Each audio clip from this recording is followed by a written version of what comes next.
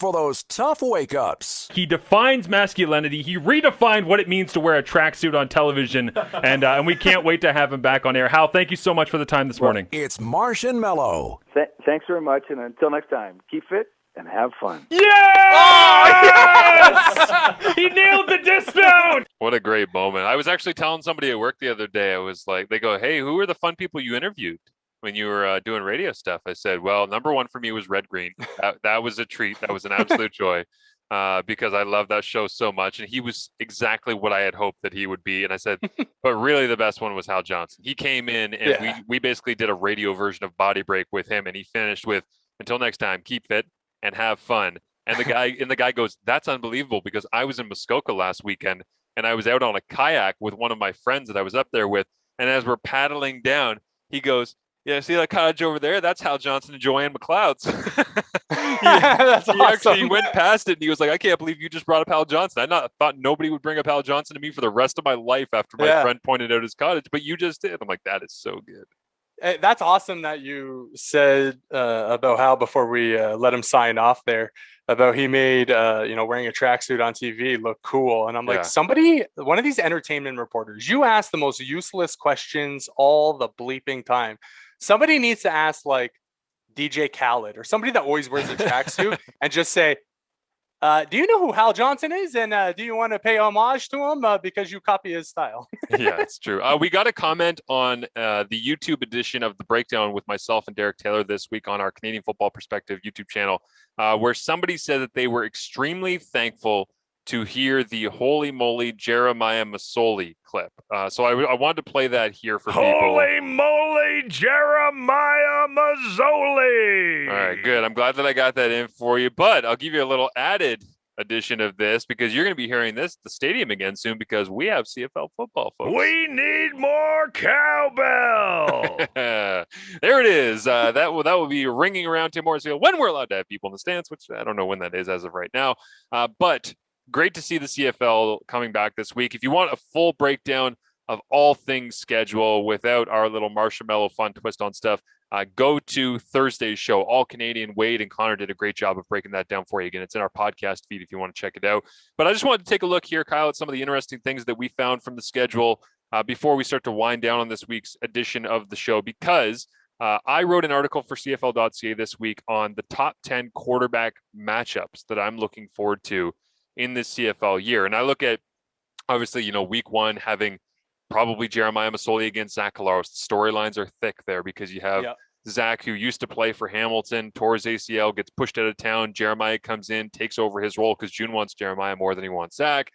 And then you end up having Jeremiah tear his ACL in Hamilton, same thing that Zach went through. Now they're both back after ACLs. Jeremiah didn't get a chance to play against Winnipeg in the Grey Cup. Now he gets a chance against them in week one.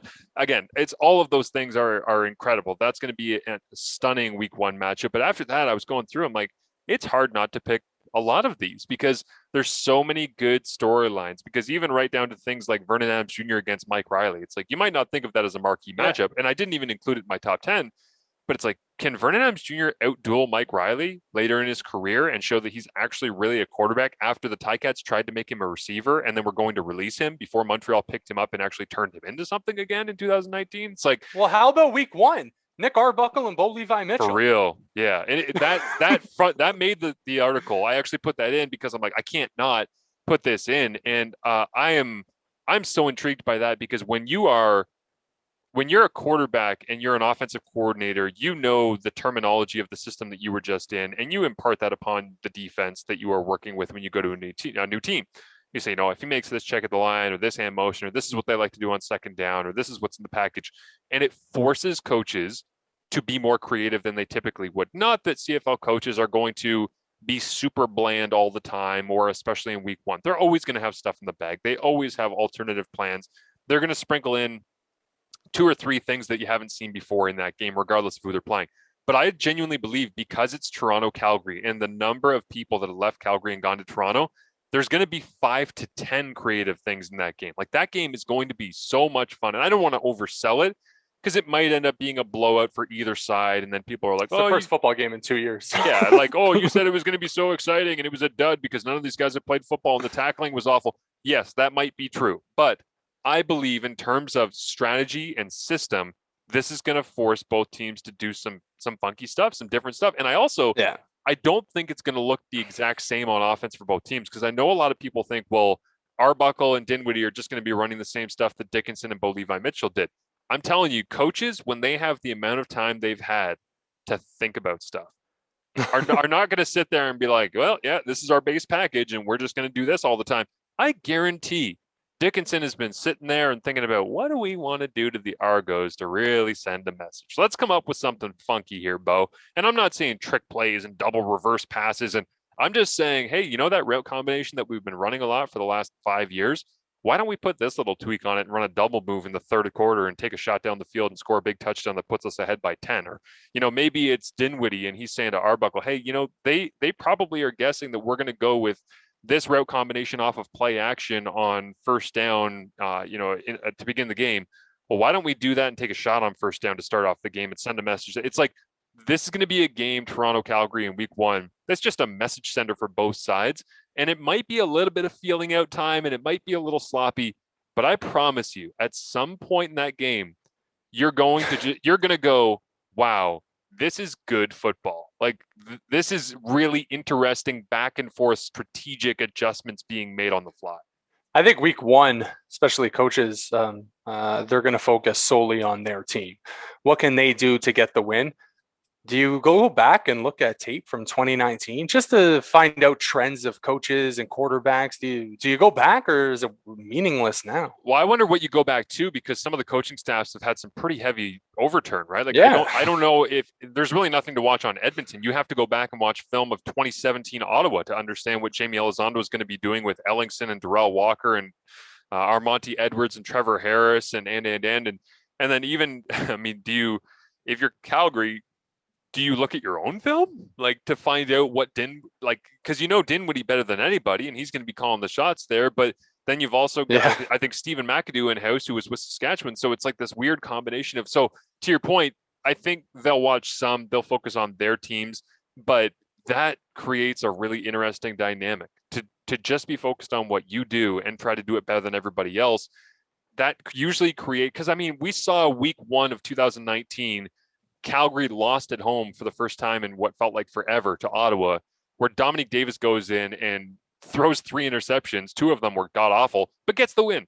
And then in week 2, you see Cody Fajardo in his first start for the Riders go into Ottawa and get out-dueled by Dominique Davis, who looked unbelievable in that game. And so the point of me bringing these first 2 games up is, we know how Ottawa finished the rest of the year. They only had 1 more win the rest of the season. They finished 3-15. They lost 15 of their last 16 games in 2019. So sometimes you get some weird situations where when you're just focusing on your team and nobody really has that much film on you, you can do some stuff that doesn't actually tell you how it's going to go. But in a 14-game season, you might end up going on a 4-game stretch where you're hot and people don't have enough film on you yet. They haven't been able to game plan against you the way they would if it was week 15, 16, 17, 18, 19, 20, 21. So you can actually ride a 4-game hot streak, get a couple of upsets, and all of a sudden, you're right there on the edge of the playoffs as you get down the stretch of a 16-week, 14-game schedule, which is why I look at Ottawa and everybody picking them to be dead last. I'm like, yeah, that's rational, because they probably don't have the amount of talent they need right now, and they probably don't have enough pieces, and but I don't know, in a 14-game schedule, like, that's what's going to make this so crazy. And a 14-game schedule where we're coming off nothing. We have nothing to go back on, right? Yes, the last time we've seen certain teams, they look bad or they look good. This is 2 years later. Like, we have no idea on what quarterbacks are going to look like. You can't just sit for that long, come back and no preseason and just hit the ground running and you're good to go. And it's like the first couple of weeks, don't be surprised. Mike Riley has like a touchdown pass and 4 interceptions because he's like, man, this is going to take a couple of weeks to get used to. But as far as we know, it looks like there's going to be 8 teams that make the playoffs. If that's the case, a team like maybe perhaps Ottawa, if they finish dead last after 14 games and are the only team that don't make the playoffs, I have no sympathy for you. Yes, it's a shorter season, but if you're dead last after 14 games, you're probably not going to do anything in the playoffs. So I'm good with you, being the only team out. But, moving forward into this season, I think by week 2 is going to be interesting, right? because now coaches have tape to go off of and they know kind of what teams look like. But if a team comes out, actually, I wouldn't be surprised week 1, we have like a CFL record broken for like false starts where it's like the Ticats today jumped offside. Their offense did 8 times. Yeah. Holy hell. Yeah. Well, and now also just hearing you talk about Ottawa there and the idea of like, what do you watch and go back for film? I believe that Paul LaPolice is a great offensive coach. I really do. And I people know that from the things that I've written about him and the way that I talk about him. And it's watch the Grey Cup 2019. I think he's so good at what he does. I have so much respect for what he does. And are you going to go back if you are I don't know who's playing Ottawa in week number 1. I think it might be. They're the bye. No, actually they're playing week 1 Edmonton. The Elks. At the Elks, yes. At the Elk Lodge, which I really hope is what they rename Commonwealth. That'd be fantastic. The Lodge. But if you are Edmonton and you're Elizondo, and you're Noel Thorpe and so many Ottawa connections, Brock Sunderland on that Elks team, do you go back and watch Winnipeg offense from 2019? The rational answer is yeah, of course. Yeah. But the reason that I bring up why I have so much respect for Paul LaPolice is what's to say that, because we're all assuming, well, Paul LaPolice is just going to run the stuff that he ran when he was in Winnipeg. Okay, but you don't have Andrew Harris. So maybe he designed that entire system around things he wanted to do based in everybody had to look into the backfield and know what 33 was doing at all times. Yeah. They have Timothy Flanders. I don't think Timothy Flanders is Andrew Harris. I don't think you can base an offense around him the way you did Andrew Harris. So if you go back and you watch 2019 Bombers tape for Edmonton to get ready for week 1 against Ottawa, are you really going to be helping yourself, or are you going to be hurting yourself when he comes out and he's running completely different stuff to start the season? Because there ain't even preseason for you to have film on the idea of, what is offense kind of going to look like in Ottawa? The first snap they take in that game will be the first time we find out what the offense looks like in Ottawa. And albeit Dan Peterman is there, former Bomber. Matt Nichols is there, former Bomber. Timothy Flanders is there, former Bomber. Anthony Coombs is there, basically Nick Nemsky, who's still a Bomber. It's so much of it is designed, and it looks so cookie cutter that it's just going to be that offense. And it might be. But I love the idea of Lapo coming out in week 1 and just being like, oh, you guys all thought that I was going to run that. Yeah, no, I'm not doing that. And just running something completely different. And then it's like, for an entire game, we're all going, oh my God, I can't believe that he's doing this difference. And if he's doing something different, I promise you, I know what Edmonton's going to look like. Because having Elizondo with Trevor Harris, with Greg Ellingson, with Darrell, I know what that's going to look like. It's going to be really efficient. And it's going to be really similar to 2017, 2018, what they had in Ottawa when Elizondo was calling the shots there and just ringing it up across the East.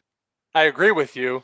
I don't know if we'll see it right away, where Trevor Harris is connecting with Greg Ellingson down the sideline, and it's like a 79-yard touchdown. I don't think that we're going to hear that week 1. But who knows, right? Like defenses too, they're coming off of nothing where they sat around for a while and they want to hit somebody. Personal foul penalties, by the way, going to hit an all-time high in week 1 of the CFL season. You touched on it on last week's show. Kyle, I saw that Jeremy O'Day said, and I think it was somebody from Saskatchewan who wrote an article where they said, what are you planning on doing without a preseason? And he said, we're already looking into a controlled scrimmage against the team. You guys probably know what that team is. And then the article said, obviously referencing Winnipeg. I'm like, yo. How do I get tickets for that? I'm like, bad idea. Very bad idea. I'll clip what I had to say last week and send it out to that tweet maybe at some point. But I saw that quote and immediately my mind went to me saying, do you know what the advantage is of having people in those inter-squad practices and little mini games and stuff? It's to get people ready for the season. And yes, you can absolutely do that. But if they're not allowed to hit in training camp on their own team, why in the CBA would you be able to randomly ratify an inter-squad or a quick little game or a crossover practice against these guys and go full tempo, full contact? And if you're not going full tempo, full contact, what is the advantage of bringing in a team and having them go against you just to see some different bodies, to see a different speed, to see, I guess there's some things that can be advantageous to that setup, but I do wonder when I saw that quote, I'm like, that seems like a bad idea from a people getting injured unnecessarily in a long training camp setup. Yeah. Well, here's something for you. I think in the past, when the schedule comes out, we always looked at it, at least when there was 9 teams, we always looked at it and said, okay, who's on bye this week? Who's not playing that opening week? Because I thought it was kind of an advantage, right?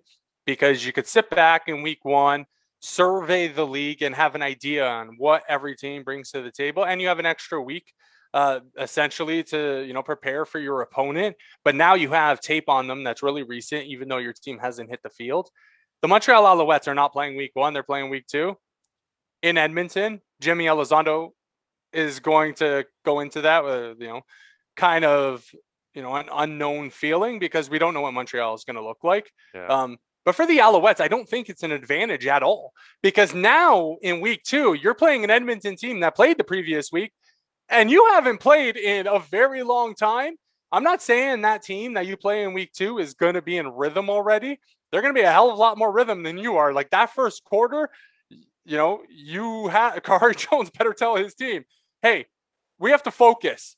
Like week 1, we have to focus and approach this with the right mindset, because we could get run off the field in the first quarter because we're not focused and we're not ready to play, and then they just jump on us. So week 1, it's Hamilton, Winnipeg on the Thursday night, 8:30 p.m. kickoff, which is fantastic. Friday night football, it's BC, Mike Riley at Cody Fajardo and the Riders. Like, if Saskatchewan is allowed to have full or very close to full capacity for their first game in August, that's going to be a Friday night game, which is going to be 7:30 local time in Regina. That place in Mosaic is going to be bonkers. All these places are going to be crazy. Oh yeah. Like, and obviously because they're starting in the West where a lot of the great crowds are, that's going to play into it. But BC at Calgary week 2, Mike Riley, Bo Levi Mitchell, like love it. Toronto, Winnipeg, you get Kolaros against another one of his former teams, albeit he was there for like a week. And then Hamilton, Sask in week 2, like right away, 2 teams that have had great matchups the last couple of years. It's like every single game right now, I can look at this and circle and say it's wonderful. But Hamilton not getting a home date until they end up being able to come home and play. Labor Day is going to be insane. Monday, September 6th. Again, if that place can be close to relatively full, like I just want to go through some of the Ticats sound here. The Ticats are going to want to know what he's got left in the tank. I wish I used that clip for other people when we're talking about it. But let me see. Knowing the Ticats, they're going to do something. There you go. Yeah. Let's go, Ticats. Go get that Grey Cup, boy. That one just makes me happy. I don't know why we kept any of that in, but and I'll finish you off here with a.